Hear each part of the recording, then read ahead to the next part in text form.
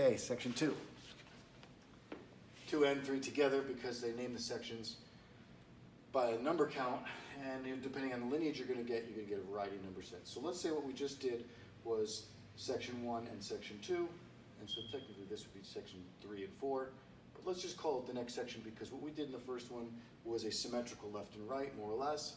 What we're going to do now is the same thing. It's another combination series, and it relates on the left and right hemisphere, okay? Anyway, so I should have already been in my stance, but again, if you need to be able to form the stance again because you come out of the positioning, I'd do the same thing. I'd measure my approximate reach to the middle of the dummy, and then I would take a stance. So I sit down, open the toes, open the heels. If you've been training Wing Chun for a little while, you're going to want to take your first form leg work and your first form spine work, and you're going to want to apply it exactly into the dummy's position. So again, like I'm too far away, I make my adjustment. I've got my tail under, I'm strong, and my bottom positioning is very stable. I'm pressing my weight into my Achilles heel, and I'm leaning into it. I've also changed my tail position. I've pressed it forward.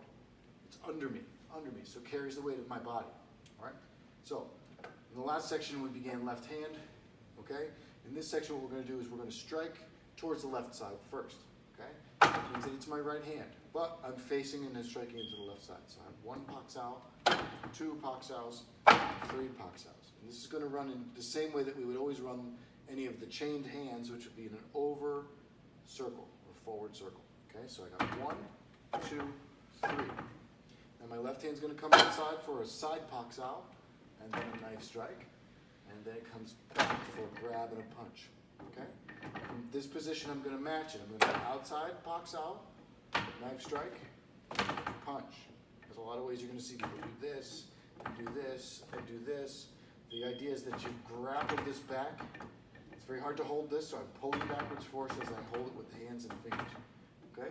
So I lift, okay? Now we turn to the left facing side. I'm going to begin on the left side of the dummy. I'm in this right-handed Dai Bong Sao Wu Sao. It relates to what we saw previously, where I could do something like this. If I could do that, I could do this. Now I step outside the line of fire. I'm going to put till the leg goes in, and we have what's called Pak Sao and Man Sao. Together, it's a sweeping technique, knockdown technique, and it relates to what we'd see at RP with G form. Strike. Now I was trained to do this in a bit of a lower horse because you're coming in from underneath. And now in a wider lower horse, I don't have to do hardly any footwork in order to come out of that for the side kick. I'm shielded. My hands are shielded for the side kick. Now I've seen some folks do it like this. I'm going to keep these together because I'm training down a gauntlet of a front line like this. I come out of this. I switch hands for the landing. I want to make sure that I'm not being lasered by this punch or this low hand technique. Okay? And then the right shape to just step outside, come in, and apply the same design. Pak sao going upward. Man sao to the trunk. I stay framed like that for the other side kick. We're now symmetrical. Now I land. And I cut with gan sao for my landing. Again, this could be a grab strike. It gives me something to reference off of. Now I'm going to do a step turn. And grab to high strike. Double down, double up. So these represent completion of one little section. Same exact thing, opposite framework. So then I will go facing right, facing left, facing right, outside hand, right hand strike, low punch with a grab, outside hand, knife strike. Notice I'm keeping Wu Sao up while this is all happening, so Wu Sao can become my punch. Double lift, Dai Bong Sao, step out, Man Sao, Wang Gurk is a side kick. I come on out, Wong Wu, stay in the same shape. Man Sao, side kick. Now I land, Gan Sao as a landing, Sern Gan Sao. Cow Sao, notice the toe is open, and the toe returns, coming back. Okay. So I call this the next section, and it can be referred to as section 2, or it can be referred to as section 3 and 4. No big deal. Okay. So some of what we see here are some new tools that we may see from our Silam Tao forms, and we may see them from Chum Q, and this is where things are going to rotate, and they'll circle over in some fashion as the hand is open. Okay?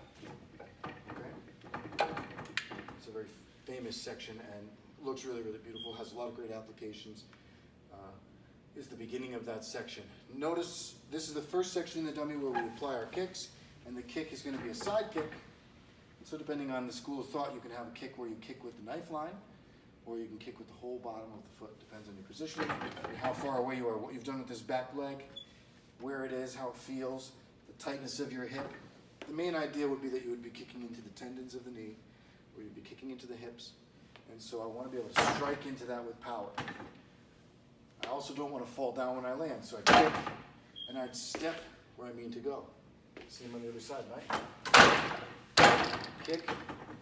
At no point would I fall down. I'm actually striding in and making the landing part of my maneuver. That's a lot of detail. Thank you again.